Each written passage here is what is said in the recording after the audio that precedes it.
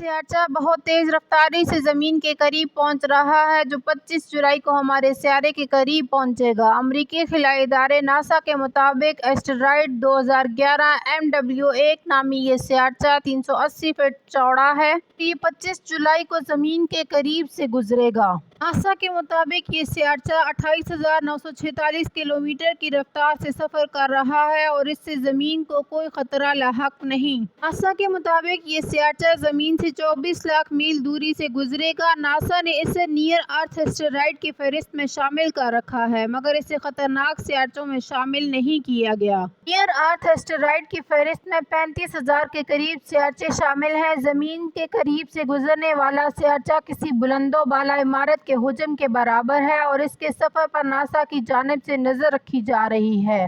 ख्याल रहे कि निज़ाम शमसी तश्कील पाने के बाद बच जाने वाले मादों के ज़रात से सियाचे बने थे, जो ज़्यादातर सूरज के गिर्द चक्कर लगाते हैं।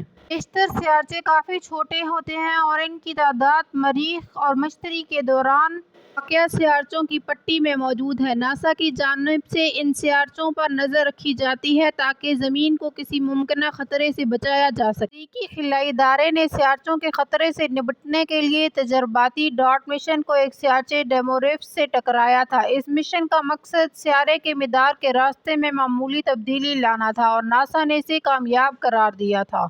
अगर आपको हमारी वीडियो अच्छी लगी तो चैनल को सब्सक्राइब करें, लाइक, शेयर और कमेंट करें और इसी तरह की मज़ीद वीडियोज़ देखने के लिए हमारे चैनल को विज़िट करते रहें। Thank you.